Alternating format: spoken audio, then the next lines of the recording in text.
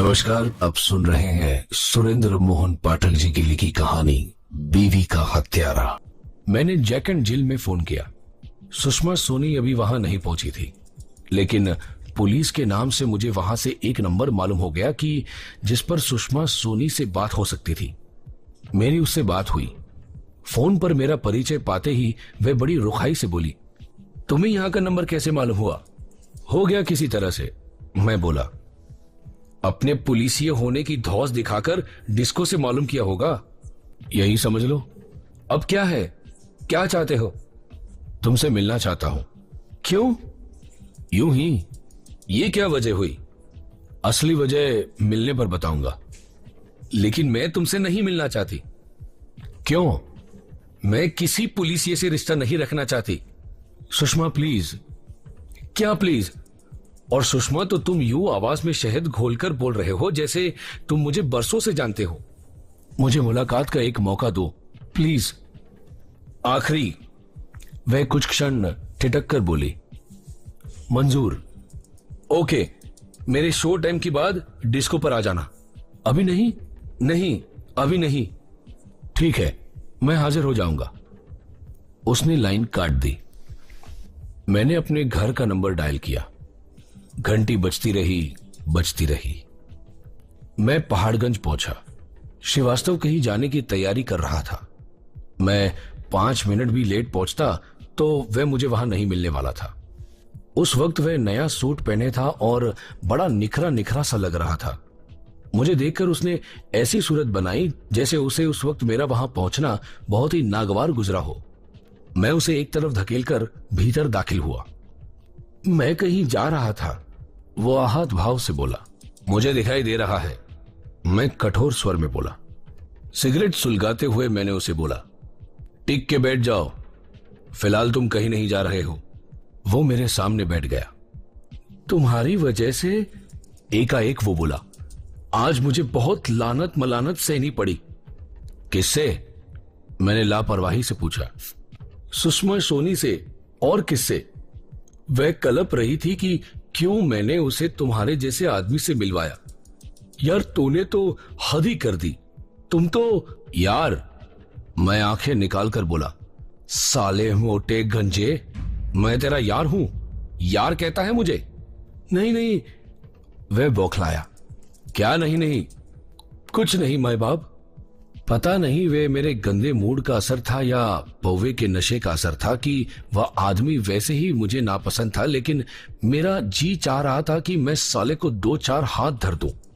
बड़ी कठिनाई से मैंने अपनी उस इच्छा पर काबू किया। वह मुझसे आंखें चुराता रहा और बेचैनी से पहलू बदलता रहा। श्रीवास्तव, अंत में मैं बड़े हिंसक स्वर में बोला, मैं तेरे साथ बहुत नरमी और रियायत से पेश आया, जो कि मेरी गलती थी। अब क्या किया मैंने? साले हरामजादे, पहले क्या काफी कुछ नहीं कर चुका जो पूछ रहा है कि अब तूने क्या किया? मैं क्या बकरी की तरह मिमिया रहा है? उसने जोर से थूक निकली। बहुत लिहाज किया मैंने तेरा, इस उम्मीद में किया कि तू इस बात की कद्र करेगा और मुझे सब कुछ सच सच बताएगा। मैंने जो बताया सच सच ही बताया माई बाप। लेकिन सब कुछ नहीं बताया, बहुत कुछ छुपा कर रखा तूने। मैंने कुछ नहीं छुपाया। कैसे नहीं छुपाया? साले पराया माल नहीं छुपाया। पराया माल? किसका? निशा का। उसकी सूरत ने ही मुझे बता दिया कि वह उस वक्त वहां से बरामद जेवरात के बारे में सोच रहा था। अब तक वह यह सोचकर निश्चिंत था कि चलो, एक चोर का माल दूसरा चोर खा गया और इसीलिए दूसरा चोर खामोश था, लेकिन अब जरूर उसने लगने लगा था कि मैं जवेरात के बारे में जिक्र करने जा रहा था। वह हकलाया। वो क्या है कि मैंने हाथ बढ़ाकर उसका गिरेबान पकड़ लिया और उसे जोर से झिंझोड़ा। उसकी कलफ लगी नई कमीज का बाजा बज गया। मैं नहीं चाहता था कि जेवरात का जिक्र उसकी जुबान पर आए। मैं बोलने को कहूं तो बोल, हरामजादे। सॉरी। मैंने उसका गिरेबान छोड़ दिया। तुझे फोटो खींचनी आती है? मैंने अपलक उसकी आंखों में झांकते हुए सवाल किया। फोटो? हाँ, आती है। कैमरा कौन सा है तेरे पास? कोई भी नहीं। क्या? मैं आंखें निकाल कर बोला, मेरा मतलब अब नहीं है। लेकिन पहले था। हाँ, पहले मेरे पास मिनोल्टा कैमरा था, 35 mm का। हाँ। अब कहां गया वो? मैंने उसे बेच दिया। कब? कब बेचा? 1 साल हो गया। क्यों बेचा? यूं ही, कोई खास वजह नहीं थी। कोई तो वजह होगी। शायद यही वजह हो कि वो कैमरा अपना मकसद हल कर चुका हो। मकसद? हाँ, मकसद।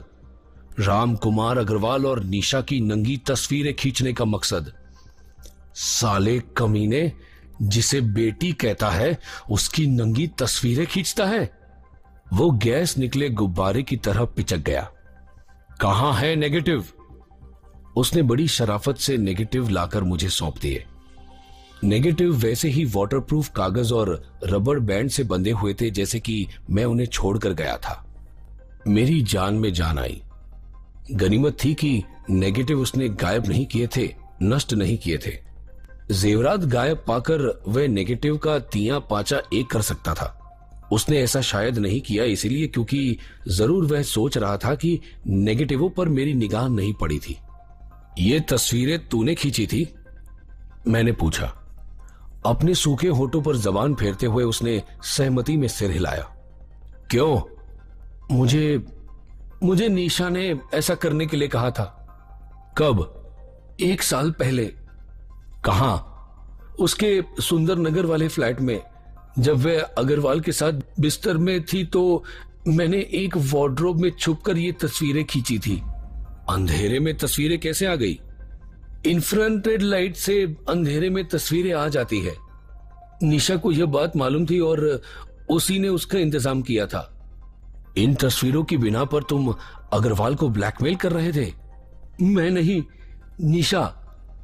तुमने कुछ नहीं किया, सिर्फ तस्वीरें खींची और कुछ नहीं किया? किया, निशा के कहने पर किया। लेकिन किया? हाँ।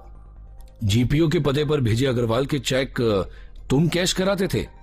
हाँ। अपना नाम लिखकर? नहीं, कभी सेल्फ और कभी कोई फर्जी नाम लिखकर। फिर वह रकम आगे तुम निशा को सौंप देते थे? हाँ। अपने पास उन रकमों की एंट्री करके? लाल जिल्द वाली डायरी में एंट्री करके? हाँ। डायरी के जिक्र पर वह हक्का बक्का सा मेरा मुंह देखने लगा। अब तक अग्रवाल से कितना माल झटक चुके हो? 1.5 लाख रुपया, जो कि सारा का सारा तुमने निशा को सौंपा था? हाँ। अपने पास कुछ नहीं रखा? ब्लैकमेलिंग के माल में अपना कोई हिस्सा नहीं माना तुमने? ना। क्यों? मैं ब्लैकमेलर नहीं। मैंने जो कुछ किया निशा की खातिर किया। अपनी बेटी की खातिर? मेरे स्वर में व्यंग का पुट था। उसने उत्तर न दिया। उसने बेचैनी से पहलू बदला। ब्लैकमेलिंग का यह सिलसिला अभी भी जारी था या बंद हो चुका था? अभी जारी था और आगे भी जारी रहने वाला था। हाँ। मैं खामोश हो गया। इस लिहाज से तो अग्रवाल लड़की का हत्यारा हो सकता था। इंस्पेक्टर साहब, श्रीवास्तव अपने सूखे होठों पर जुबान फेरता हुआ बोला। क्या है? एक बात है जो आपसे कहना चाहता हूं। कोई ऐसी बात? मैं कहर भरे स्वर में बोला, जो अभी तक तुमने मुझसे छुपा कर रखी? हाँ, उस बात का मेरे दिलो दिमाग पर बहुत भारी बोझ है। वह बात मैं भाप गया था। वह मुझे जेवरात के बारे में बताना चाहता था। इसीलिए बताना चाहता था क्योंकि वह जानता था कि वह बात मुझे पहले से मालूम हो चुकी थी, लेकिन मैं भी जेवरात के जिक्र से बचना चाहता था। आखिर श्रीवास्तव कहीं भागा थोड़ी जा रहा था, और भागता भी तो कहां भागता। माई बाप, मैं ये कहना चाहता हूं कि तुमने निशा का कत्ल किया है ना? नहीं नहीं, वो घबरा कर बोला। ये बात नहीं, मैं तो कुछ और ही। क्यों किया तुमने निशा का कत्ल? हे भगवान! अब उसके चेहरे के साथ साथ उसकी गंजी खोपड़ी पर भी पसीने की बूंदें चूचुहा आई थी। अब भगवान को याद करके क्या करोगे? अब भगवान को याद कर रहे हो? तब भगवान याद नहीं आया था जब तुम उस लड़की की खोपड़ी पर पत्थर का फूलदान मारकर बेचारे की हत्या कर रहे थे। मैंने उसकी हत्या नहीं की। वह लगभग रोता हुआ बोला, मैं उसकी हत्या कर ही नहीं सकता। वो मेरी बेटी के समान थी। और तुम अपनी संभोगगारत बेटी का नजारा करते थे, उसकी नंगी तस्वीरें खींचते और ब्लैकमेलिंग जैसी जलील और गैर कानूनी काम में उसकी मदद करते थे। वह लड़की ढकी छुपी वैश्या थी। जरूर तुम उसके लिए ग्राहक भी पटाते होंगे। साले, जिसे बेटी कहता है उसका दल्ला बना तू। वह बात उसे तीर की तरह लगी। उसका चेहरा एकदम लाल भभूका हो गया। वह स्प्रिंग लगे खिलौने की तरह अपनी जगह से उछला और मुट्ठियां भींचे मुझ पर झपटा। मैंने उसे रास्ते में ही दबोच लिया और पलंग पर धकेल दिया। साले, मैं गरजा, तेरी ये मजाल। एक ऑन ड्यूटी पुलिस ऑफिसर पर हमला करता है। 7 साल के लिए नब जाएगा हरामजादे। वह जहां पलंग पर गिरा था वहीं पड़ा रहा। वह दोबारा मुझ पर झपटा तो नहीं, लेकिन उसकी आंखों में मेरे लिए नफरत का लावा उबल रहा था। अब एक बात की मुझे गारंटी हो गई, वह लड़की को अपनी बेटी मानता या माशूक, चाहता वह उसे वाकई अपने दिल से था। अपनी निशा को चाहता तो मैं भी दिल से था, लेकिन मैं उसके कत्ल को आमादा था, जबकि श्रीवास्तव हर आदमी का कत्ल करने को आमादा हो सकता था जो कि उसकी निशा को बुरा भला कहता। और यह बात तब थी जबकि उसकी निशा जिंदा भी नहीं थी। मैं अपनी निशा का मालिक था नहीं तो समझता तो था, जबकि वह अपनी निशा का गुलाम रहने में भी बहुत फक्र महसूस करता था। मैं औरत के सिर पर सवार होना चाहता था और वह उसके तलवे चाट कर भी राजी था। मुझे उससे बहुत नफरत हुई। साला हिजड़ा, दोगला कुत्ता, बुढ़ा बैल। जिस औरत को वह चाहता था, गैर मर्द की बाहों में उसकी अय्याशी का वह नजारा कर सकता था, तस्वीरें खींच सकता था। कैसी बेहुदी, कैसी जलील और कैसी बीमार चाहत थी यह। उस वक्त मेरा जी चाह रहा था कि मैं मार मार कर उसका भरता बना दूं और उसे सबक दूं कि साले, औरत के खातिर इतना नीचे गिराना नहीं चाहिए अपने आप को। कमीने, जिसके हाथ हवस पूर्ति की ख्वाहिश हो, उसे बेटी जैसे पवित्र नाम से नहीं पुकारना चाहिए। लेकिन असल में मैंने ऐसा कुछ न किया। उस पर झपट पड़ने से अपने आप को रोकने को मुझे एक ही रास्ता दिखाई दिया कि मैं वहां से कुछ कर जाऊं। मैंने ऐसा ही किया। नेगेटिवों का पैकेट मैंने अपनी जेब में रखा और उस पर दोबारा निगाह भी डाले बिना मैं वहां से बाहर निकल गया। अपने पीछे दरवाजा मैंने इतनी जोर से बंद किया कि कमरे के पार खिड़कियों के पल्ले बज उठे। यही कमाल था कि दरवाजा चौखट पर से उखड़ नहीं गया था। मैं सड़क पर पहुंचा। मेरा विस्की का नशा मुकम्मल तौर से मुझ पर से उतर गया था और मेरा सिर फिर से पहले से ज्यादा जोर से दुखने लगा था। निशा के कत्ल के केस में किसी एक जने को ही सजा होनी थी, लेकिन मुझे खुशी होती अगर श्रीवास्तव, अग्रवाल, भार्गव, विपिन कुमार सभी फांसी चढ़ जाते। साले कमीने, औरत पर लार टपकाकर अपना आपा खराब करने वाले, औरत के हाथों ही बेवकूफ बनने वाले, औरत की खातिर रुपया, पैसा, मान सम्मान सब कुछ दांव पर लगा देने वाले। मैंने अपने कोट की उस जेब को टटोला जिसके भीतर नेगेटिवों का पैकेट मौजूद था। एक उद्योगपति, एक इज्जतदार आदमी, समाज में प्रतिष्ठा का आधार स्तंभ क्यों इस कदर एक बाजारी औरत का दीवाना बना कि अपने परिवार की, अपने बीवी बच्चों की मान मर्यादा को दांव पर लगा बैठा? अग्रवाल के हत्यारा होने की मुझे कोई उम्मीद नहीं थी। वह 1 साल से ब्लैकमेल का शिकार हो रहा था। हाल ही में अगर उसे पता लग भी गया था कि ब्लैकमेलर खुद निशा ही थी, तो भी जहां उसने 1 साल इंतजार किया, वहां थोड़ा और इंतजार कर सकता था। वो पैसे वाला समर्थ्य व्यक्ति था, उसे खुद निशा का कत्ल करने की क्या जरूरत थी? वो बड़ी आसानी से किसी किराए के कातिल से उसका कत्ल करवा सकता था। वक्ती जुनून के हवाले होकर उसने निशा का कत्ल किया हो, ये भी नहीं हो सकता था। ये बात तो तब मानी जाती जब कत्ल करके ही निशा के फ्लैट से निकला होता, लेकिन फरीदाबाद तो वो यकीनन गया था। वहां ऐसा कौन सा जुनून उस पर सवार हुआ होगा कि वे निशा का कत्ल करने के लिए आनन फानन वापस दिल्ली दौड़ा चला आया था? और फिर वह इतना बेवकूफ क्यों हुआ कि नेगेटिवों का कोई अता पता मालूम करवाने से पहले ही उसने निशा की हत्या कर दी? उससे अपेक्षित यही था कि वह पहले मालूम करता कि ब्लैकमेलिंग का हथियार नेगेटिव कहां थे। नेगेटिवों की खबर तो उसे नहीं थी, होती तो श्रीवास्तव से नेगेटिव हत्याना क्या बड़ी बात थी।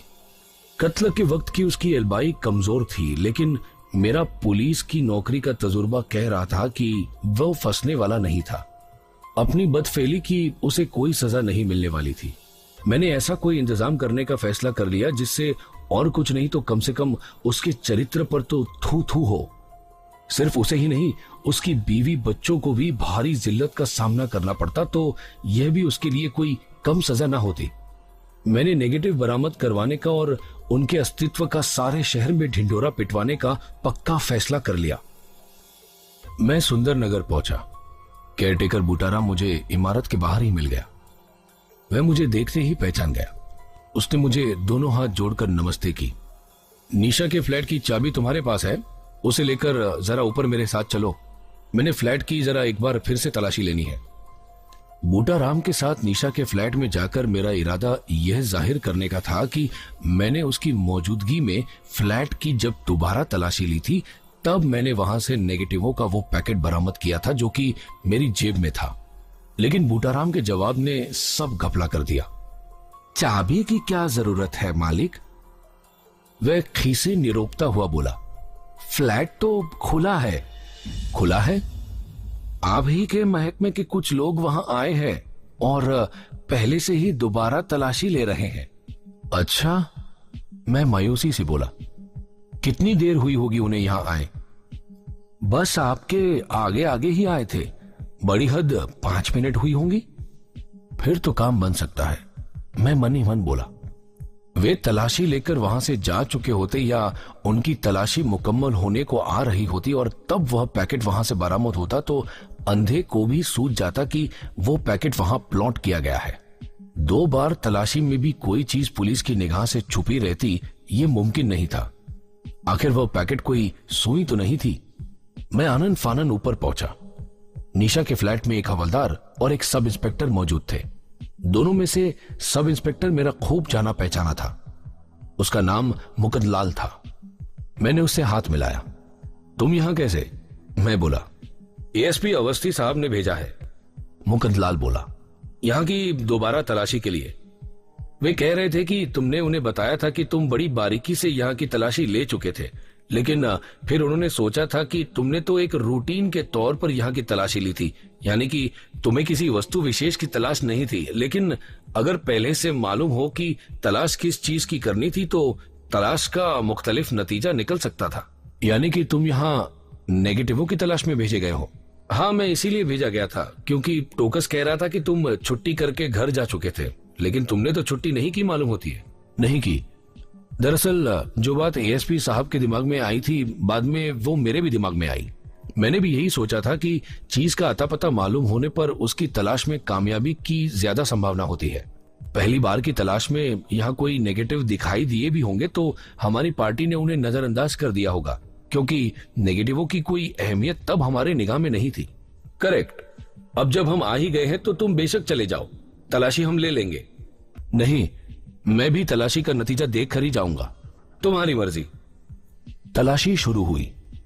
वे दोनों नेगेटिव तलाश कर रहे थे और मैं नेगेटिव तलाश करने का बहाना करते हुए कोई ऐसी जगह तलाश कर रहा था जहां की मैं अपनी जेब में मौजूदा नेगेटिवों का पैकेट छुपा सकता था। वो जगह मुझे टॉयलेट में पानी की टंकी लगी। आखिर नेगेटिवों का पैकेट वाटरप्रूफ जो था। पेशाब करने जाने के बहाने टॉयलेट में जाकर मैं नेगेटिवों का पैकेट पानी की टंकी में डाल आया और फिर मुकंदलाल की तवज्जो उस तक पहुंचने की प्रतीक्षा करने लगा। तलाशी जारी रही। साथ में मदद करने का बहाना करता करता मैं बोर हो रहा था। वहां नेगेटिव तो कई मिले, तस्वीरें भी कई मिली, लेकिन वे नेगेटिव वे तस्वीरें न मिली जिनकी की पुलिस को तलाश थी। 9 बजे 3 घंटे की भरपूर तलाश के बाद मुकंदलाल ने यह घोषणा कर दी कि गंदी तस्वीरों वाले नेगेटिव उस फ्लैट में नहीं थे। बिना पानी की टंकी में झांके। पानी की टंकी में क्या, बिना टॉयलेट में झांके। वे वहां से विदा होने की तैयारी करने लगा। पहले तो मैं भी उसके साथ चला, लेकिन फिर एकाएक ठिठका। यार मुकंदलाल, मैं कुछ सोचने का अभियान करता हुआ बोला। उसने प्रश्नसूचक नेत्रों से मेरी तरफ देखा। पिछली बार की अपनी तलाशी में एक जगह मुझसे छूट गई थी और मुझे अभी अभी ख्याल आया कि आज भी वे जगह छूट गई। कौन सी? टॉयलेट। टॉयलेट में झांका था, हवलदार बड़े तत्पर स्वर में बोला। वहां तो कुछ भी नहीं था। पानी की टंकी में भी झांका था, मैं बोला। वहां तो नहीं झांका था साहब। पानी में? मुकुंदलाल बोला। नेगेटिव गल नहीं जाते? गल जाते हैं, मैं बोला, लेकिन क्या पता टंकी काम ना करती हो और इस्तेमाल ना होती हो और वहां पानी से खाली हो। बात तो तुम ठीक कह रहे हो। खुशीराम? जी साहब, हवलदार बोला। टंकी देख। जी साहब। तब कहीं जाकर नेगेटिवों का वो पैकेट बरामद हुआ।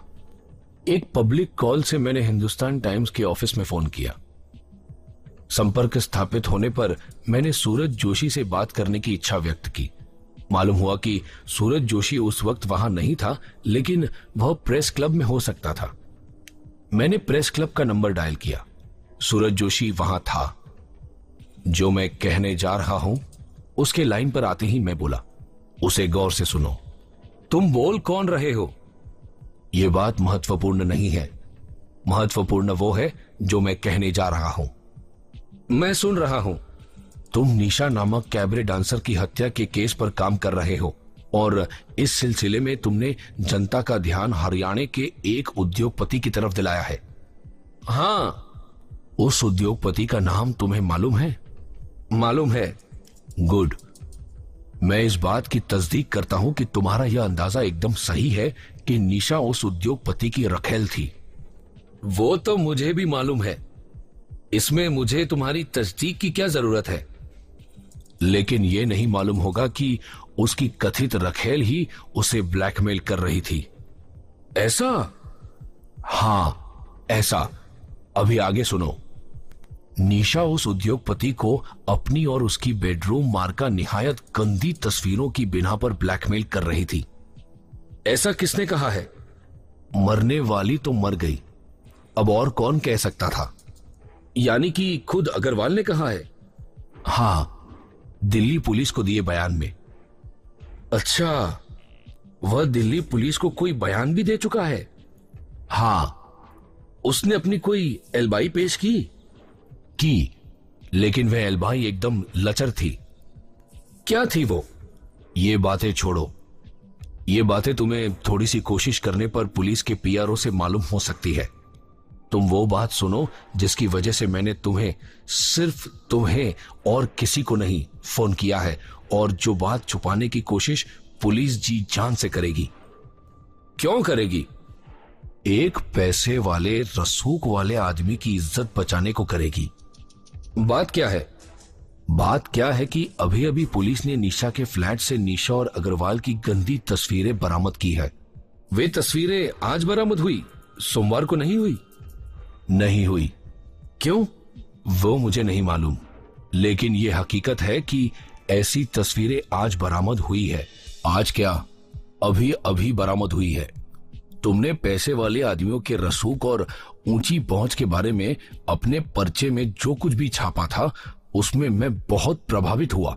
इसीलिए मैं तुम्हें यह खबर दे रहा हूं और तुमसे उम्मीद कर रहा हूं कि तुम ऐसा कुछ करोगे जिससे उस आदमी से रिश्वत खाकर या वैसे ही उसे ऑबलाइज करने की खातिर पुलिस वाले उन तस्वीरों के नेगेटिव को नष्ट ना कर पाए, वे उनके अस्तित्व को न नकार पाए। मैं ये बात साबित कैसे करूंगा कि ऐसी किन्हीं तस्वीरों के नेगेटिव निशा के फ्लैट से आज बरामद हुए हैं? ब्लफ मार के। ब्लफ के लिए भी कोई बुनियाद जरूरी होती है। वह बुनियाद ही है कि मैं तुम्हें उन नेगेटिवों की बरामदी का वक्त बता रहा हूं और वे जगह बता रहा हूं कि जहां से वे बरामद हुए थे। कहां से बरामद हुए थे? हथप्राण के फ्लैट में टॉयलेट की पानी की टंकी में से। 35 mm के 60 नेगेटिव एक वाटरप्रूफ पेपर में बंधे हुए थे और पैकेट पर रबड़ बैंड चढ़े हुए थे। इतनी जानकारी से तुम्हारा ब्लफ चल सकता है। पुलिस तुमसे इस बारे में कुछ पूछे तो ये बता देना कि जगह की तुम्हारी पास कोई गुमनाम टेलीफोन कॉल आई थी। तुम पत्रकारों का यह फेमस जवाब दे सकते हो और तुम जानकारी का अपना सोर्स जाहिर करने के लिए बाध्य नहीं हो। तुम ये नहीं बताओगे कि तुम कौन हो? नहीं बताऊंगा। तो मैं बता दूं? क्या? यही कि तुम कौन हो। क्या? मैं बुरी तरह चौंका। तुम पुलिसिये हो और उस पुलिस पार्टी के अंग हो जिसने बतौर तुम्हारी अभी अभी निशा के फ्लैट से वो नेगेटिव बरामद किए हैं। इतनी जल्दी और इतनी बारीकी से और कोई माई का लाल ये बात नहीं जान सकता। ये मालूम कर लेना मेरे लिए चुटकियों का खेल है कि अभी अभी जो पुलिस पार्टी निशा के फ्लैट पर गई थी उसमें कौन कौन लोग थे। फिर उनमें से तुम्हें सिंगल आउट कर लेना कौन सी बड़ी बात थी। इसीलिए अच्छा यही होगा कि तुम वैसे ही बता दो कि तुम। मैंने घबराकर फोन काट दिया। वो साला रिपोर्टर तो बहुत ही घाघ था। अब मुझे फिक्र होने लगी कि कहीं लेने के देने ना पड़ जाए। फिर यह सोचकर मैंने अपने आप को तसल्ली दे दी कि आखिर मैंने उसका कोई भला ही किया था। अगर उसे मालूम पड़ भी जाएगा कि उसे फोन करने वाला मैं था तो भी मुझे पूरी उम्मीद है कि वो मेरी पोल नहीं खोलेगा। कुछ क्षण मैं बूथ में ही खड़ा रहा। फिर मैंने अपने घर का नंबर डायल किया। कॉइन बॉक्स में डालने के लिए मेरे पास और अठन्नी नहीं थी, लेकिन मेरा दिल कह रहा था कि मुझे और अठन्नी की जरूरत नहीं पड़ने वाली थी। मेरा दिल सही कह रहा था। घंटी बजी रही लेकिन दूसरी ओर से किसी ने फोन न उठाया।